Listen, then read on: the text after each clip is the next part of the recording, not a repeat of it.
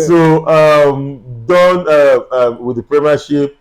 It was also very interesting at the Italian Serie A, and two matches my pick for the weekend. They came towards the end of Sunday. First, Roma behaved like Roma and succumbed to a late goal, to Inter Milan. From the beginning of the match, it never looked like Roma was going to get any points from that match. Because they only reminded me of the Europa final against Sevilla, where they were just defending and hoping to get a chance to score. But unfortunately, they were playing against an Inter that are a no-nonsense team. You know, I've always said that about Inter. Yes, they want the goal, but they won't allow you counter them. And that spoke to that yesterday's match, because Inter was only able to have 3 shots, and one of them on target. No, one was on target. Just 3 shots. In all, you look at the statistics for the match. Roma. Roma. Okay. Roma had 3 shots. Yes. One on target, and that one that was on target looked like all those goals that will come out of nowhere. Cristante's header, which was saved by Sommer. A good header. Yeah, but to show you how well they defended the usual Mourinho team, Inter had 19 shots and only 3 were on target. I won't comment Mourinho, because I think we've gone past that kind of football right now. Football right now is a possession-based game.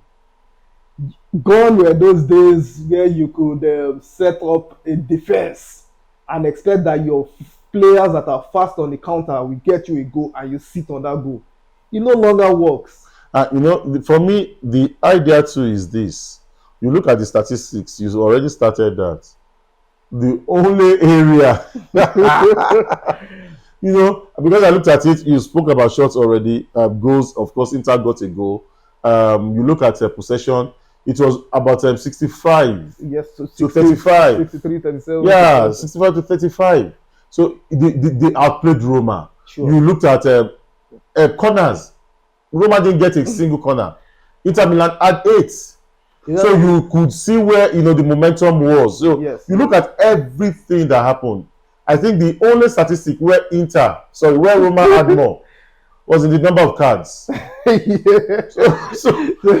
and that sums up the match. Yeah. This year I can make a prediction that Roma will try to go it all out in the Europa League, because it's even a lot tougher than last year. It's a lot tougher than last year. I don't actually see them doing as well as they did last year. I honestly don't, and it's so unfortunate. I think Mourinho should just consider going to Saudi.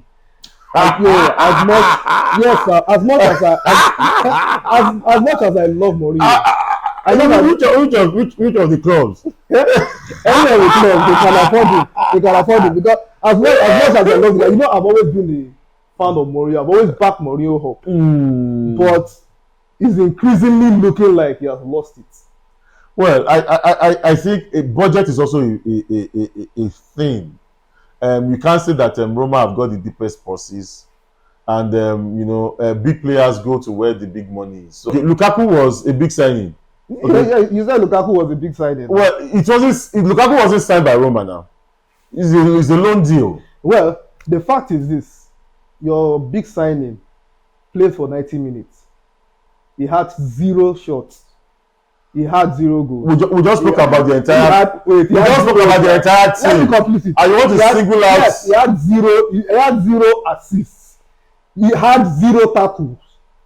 He had 0 creative chances. Conversely, and I heard you. Moving on, Marcus Thuram was exceptional. Yes, and that was the guy that replaced Lukaku. Robinson. Yeah. All right, guys. It was a share of the spoils between AC and Napoli. One of our guys said he expected the match to end in a 6-0. I see you. Okay, that guy behind the camera. He expected the match to end 6-0 just because he scored 2 early goals. The prince, the guy you don't see, yes, is an AC Milan fan. Just like your Clasico, it was a match of two halves. AC Milan had the first half, while Napoli came back stronger in the second half, and they were able to get 2 goals. Fantastic goals. Good for Giroud. He ended his nine games drought.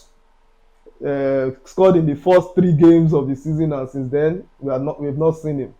He was able to get 2 goals yesterday against Napoli, and like I said, Napoli's goals were beautiful. A very nice, wonderful free kick from Raspadori, and a very wonderful solo goal from Politano.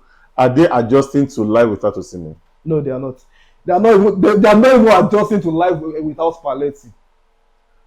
Well, in the last few matches, they've got by. Osimhen has not played. Raspadori has come to the table. Yeah, he's getting the goals. So you could almost say, well, this is how Napoli would look like without Osimhen. Yeah, so they are looking like they will finish 5th this season. Honestly. All right. We can't end this episode without talking a little about Germany and France. In Germany, an unusual choice. Bayer Leverkusen sits on top of the Bundesliga. Yes, at the moment. And then in the league on, it's OGC Nice. Yeah, that at the moment too. No, I won't say at the moment, because if you look at that PSG team, the only name you recognize there, or the names you recognize, are maybe Mbappe, Marquinhos, what the Achraf Hakimi. Honestly speaking, you see a lot of funny names in that squad right now, and you're wondering how will they look like next season when Mbappe eventually leaves. You know. So that project, it doesn't appear that that project is long gone. Most of those big players no longer believe in that project, and you can see because they are already leaving. I won't be surprised if the likes of Marquinhos leave to maybe Arsenal next season, and Kimpembe also contemplating about leaving his boyhood club and move on. And they just go back to the PSG we used to know in the days of. For me, what I think happened was the fact that they didn't win the Champions League. If they did at the point they should have, that would have brought in a lot of. They didn't win the Champions League, and they condoned a lot of insolence from those players. The likes of Neymar, the likes of Mbappe, allowing them to just do whatever they like, indiscipline in the squad. Any team that wants to win a Champions League must be disciplined. Anything that wants to win a Champions League must get a top coach in. You must get a top coach in. But they had the Tuchel that took them to the finals, and the next season they let him go, only for him to win the Champions League with Chelsea. And I don't think they've had really bad coaches, but I think what they just did was get coaches that will play to what the management and the top players want. Coaches that do not have control over the arrangement of the team. That's what I feel. It has come back to haunt them. It has come back to haunt them. All right. So long, PSG. We're already singing the. Well, it's too early, but hopefully that, because we want threats to come from France, we want threats to come from Germany, we want threats to even come from. It's not going to happen in Germany. No. You see, when you have a strong Borussia Dortmund, a strong Bayern Munich, so that the Champions League gets interesting every year, every season, such that the Champions League becomes, bigger, bigger, so more predictable. It becomes easier for some teams. No. We don't want it easier for teams. It will become easier, of course, now, because right now, look at it. Right now, Newcastle are in the Champions League. They most likely may not get out of the group stages. Honestly speaking. Now, by the time Bayer Leverkusen, so is it a good thing or is it a bad thing that Newcastle are in the Champions League? It's not a bad thing for their experience. It's been a long time. All right, thank you. So that is where we are. That's where we are going to cap it for this episode. We have enjoyed this. Maybe I think the change of scenery, the ambience, the change. You know, we are doing it for you. So we are doing it for you. We are getting there. Very soon we are going to get something better. Maybe a better studio. What do you think? Yeah, a better everything. Better. Perhaps we even get a better Radic. Yes, and a better Wole. Honestly we are shooting this on a Monday evening.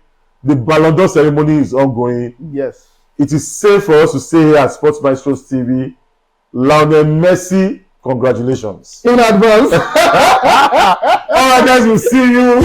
Stay tuned.